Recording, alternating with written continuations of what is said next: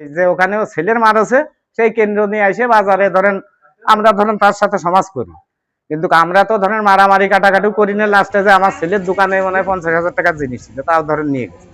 আমরা তো ধরেন বাড়ি, আমি ওই উপরে বুঝতে চাষের কাম করি।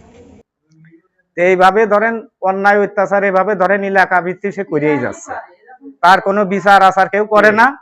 মতিয়ার ধরেন সেই এলাকা ভিত্তিক এভাবে ধরেন তার নাম আছে, ধরেন মারামারি কাজে ডাঙ্কা সে সবসময় করতেইছে, সে এইভাবে মানে এলাকা জ্বালায় ফেলতেছে, কিন্তু তার কেউ কিছু করতে গেলে এরকম বাড়িঘর ডাকাতি চিন্তায়। তো এভাবে রাজনীতি একজন করতেই পারে, একজন আওয়ামী লীগ করুক বিএনপি করুক, সে তো বাংলাদেশের নাগরিক, সে নাগরিক না।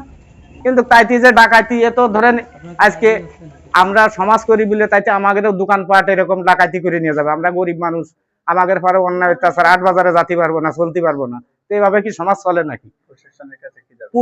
প্রশাসন তো তারা টাকা দেখে নিয়ে নেছে।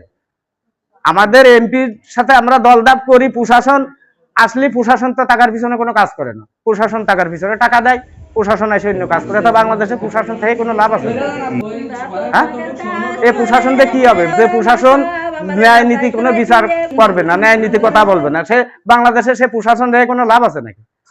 বাংলাদেশটা এভাবেই তো ধ্বংস হয়ে যাচ্ছে। ধরেন আপনি ভালো কথা করছেন, আপনার এই দেশে ঠাপ। আমার ছেলে মাটা ফেলে দিয়ে চলে গেছে, দোকানদারি করে খায়। আমার ছেলের মতো দোকানে যদি ধরেন 50,000 টাকা জিনিস তারা বাস্তা করে ডাকাতি করে দোকানে চলেন, যে দেখবেন, দেখে ই করবেন। তা বাংলাদেশে যদি বিচার থাকতো তো এইভাবে হইতো নাকি? গ্রাম ঘাটে মারামারি কাটাকাটি, এই হাজরাপুর ইউনিয়নটা তো এইভাবে চলে যাচ্ছে।